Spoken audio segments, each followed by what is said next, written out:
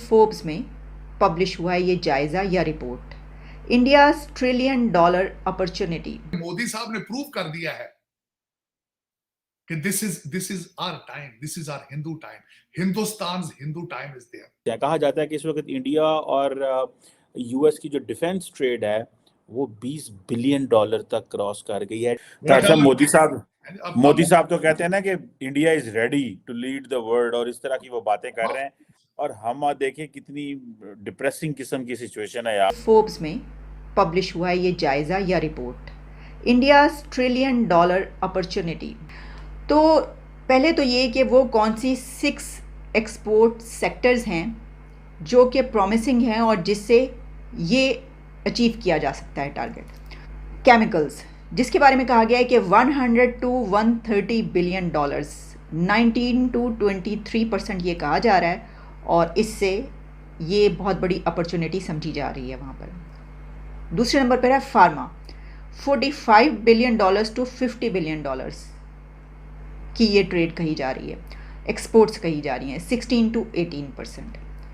Industrial machinery 70 to 75 billion dollars, 18 to 20%। Electrical and electronics 120 billion dollars to 145 billion dollars, 35 to 40%। Automotive 45 billion dollars to 55 billion dollars, 15 to 18%।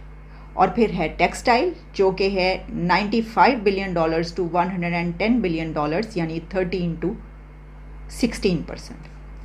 अब ये तो उनकी वो exports जिसके बारे में ऐसा लगता है कि ये इसी तरीके से आगे बढ़ती रही और इनमें और इंक्रीज हुआ तो वो ये टारगेट अचीव कर लेंगे। वो जो पहले आपकी इंपॉर्टेंस थी वो वाशिंगटन डीसी में अब इंपॉर्टेंस नहीं है। दूसरा, आज इस वक्त सबसे बड़ी मैंने आपको बात बताई थी कि अब अमेरिका आपसे बात करेगा तो वो भारत से पूछ के करेगा। वो जकड़े जा चुके हैं, they are almost hostage in that relationship. उन्हें ये बावर करा दिया गया है कि हम ही आपको चाइना के खिलाफ बेहतर पैकेज दे सकते हैं, आप हमें पैकेज नहीं दे सकते। इस वक्त अपना इंटेलेक्ट आउटसोर्स कर दिया है चीमा साहब। कहां किया है? इंडिया में। इंडिया से लोगों को ला के यहां पे सीईओ बनाया जा रहा है हर कंपनी का, क्योंकि ये दे हैव प्रूवन डमस। अपने ये खुद मान चुके हैं कि हम डम है, हम नहीं। अपनी कारपोरेशंस जो है, जो 300 साल पुरानी कंपनियां हम नहीं चला पा रहे, आप आके इनको चलाओ। वर्ल्ड बैंक अजय बंगा ले आए हैं यहां पे, तो ये इंटेलेक्ट आउटसोर्स कर रहे हैं, और जहां से वो इंटेलेक्ट आएगा उसके आफ्टर इफेक्ट्स भी वहीं जाएंगे ना, इंडस्ट्री में भी जाएगी वो सारे। और दूसरी सबसे बड़ी बात है कि मोदी साहब ने प्रूव कर दिया है कि this is our time, this is our Hindu time, Hindustan Hindu time is there. He has proven. तो यहां पे जो लोग हैं, they feel pride, they have a pride in it being called Indian. तो फिर वो सारा कुछ फिर कहां जाएगा? इंडिया जाएगा। आप देखें ना, वो आपका एप्पल वाले सारे वहां जाएंगे, हर कंपनी वहां जाएगी, और वहां पे लॉ एंड ऑर्डर के हालात भी ठीक है, अदालतें भी ठीक है, नहीं भी ठीक, at least they have created an environment कि एवरीथिंग वर्क्स देयर। फिर यहां से फार्मास्यूटिकल तो वैसे ही जा चुकी सारी भारत में। और दूसरा उसमें ये मैं बताना चाहूंगा, आप अभी तक ग्रो अप ही नहीं हुए। आपको ग्रो अप होना है, अगर होना है तो आप बांग्लादेश और भारत से कुछ सीखें। आप इतनी नफरत करते हैं और उस नफरत में अपना दिमाग शट डाउन कर लेते हैं, अपने सोचने की सलाहियत ही खत्म कर देते हैं आप। ये बात ये है दुख वाली कि आप 1947 में पहला जब डेलीगेशन अमेरिका आया था, वहां भी आपने पैसे मांगे थे। आज भी आप जहां जाते हैं पैसे मांगते हैं। 76 साल में ये ट्रेड मार्क है, ये ट्रेड मार्क आप नहीं बच पाएंगे। और जो इस वक्त आपके पास जो घेरे पड़ चुके हैं, आपने जो कौम अंधी कर दी है इस वक्त, जिनकी आंखें बंद हैं, कान बंद हैं, वो तो गूंगे हो गए ना। कोई मुझे आप वाहिद मुल्क दिखाएं जहां पे अगली कौम अपने मुल्क को आग लगा के तालियां बजा के पार्टी करना चाहती हो। आपके ये लोग करना चाहते हैं, वो कहते हैं आग लगाओ इसको और पार्टी करें।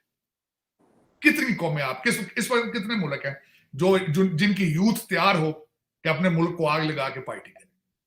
आप तैयार, आपकी कौन तैयार? आपने की है तैयार, हो चुके हैं वो। मोदी साहब तो कहते हैं ना कि India is ready to lead the world, और इस तरह की वो बातें कर रहे हैं, और हम देखिए कितनी डिप्रेसिंग किस्म की सिचुएशन है यहाँ पे। और फिर बातें आप वाली है कि वो तो पड़ा हुआ है, चाय बेचते थे, और ये इन्होंने अमेरिका बहादुर खुश होता है या उसका जब दिल करता है तो फिर वो इस तरह पैसे बहाता है कि वो नहीं देखता कि उसकी क्या जो है वो डायनामिक्स है। कहा जाता है कि इस वक्त इंडिया और यूएस की जो डिफेंस ट्रेड है वो 20 बिलियन डॉलर तक क्रॉस कर गई है एज ऑफ 2020। और जो अमेरिकी फर्म्स हैं उनके पास बहुत ज़्यादा पेनिट्रेशन है इंडियन डिफेंस मार्केट में, वो बड़ा इस वक्त पेनिट्रेट कर चुके हैं। इंडिया और चाइना के मामलात ख़राब होते हैं तो the world will start taking looking India from a conflict lens. India नहीं चाहता कि दुनिया उसको कॉन्फ्लिक्ट लेंस से देखे। जो पाकिस्तान के साथ इनका जो सीज फायर एग्रीमेंट हुआ था, दैट वाज बेसिकली वो यही था ना कि भाई आप सीज फायर जो है वो करो ताकि दुनिया को लुक दो कि भाई हमारे तो इन पाकिस्तान के साथ भी ताल्लुक है। So that attracts businessman. Indians तो चाहते हैं, अमेरिकन तो चाहते हैं कि हम हर फील्ड के अंदर इंडिया को सपोर्ट करें, इंडिया को हेल्प करें, लेकिन वो जारी बात है उसकी जो प्राइस है वो सबमिशन है। तो इंडिया इस मामले में खड़ा हुआ है और ये जो चीज़ है मैं समझता हूँ ये that makes them different as well. ये उन्होंने शुरू में सोवियत यूनियन और जब अमेरिका का नॉन कोल्ड वॉर के मामला थे तब भी नॉन अलाइंड रहे थे। अभी भी देखें किस तरह चीज़ें वो ले जा रहे हैं। भारत के एक्सपोर्ट के आंकड़े हाल ही में सामने आए और इसने सारे रिकॉर्ड तोड़ते हुए हाईएस्ट एवर एक्सपोर्ट दिखाए, जिसमें भारत ने लगभग 750 बिलियन यूएस डॉलर के एक्सपोर्ट किए थे।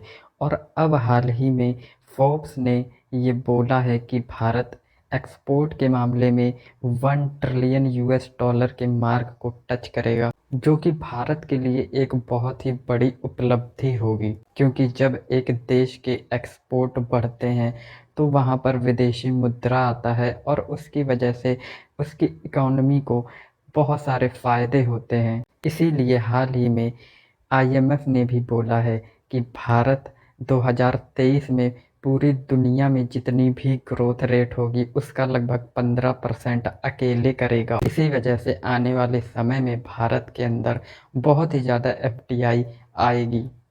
इस पर पाकिस्तानी मीडिया का कहना है कि भारत एक तरफ तरक्की कर रहा है, हर रोज़ कोई ना कोई अच्छी खबर सुनता है, जबकि हमें अच्छी खबर सुने हुए दशकों बीत चुके हैं।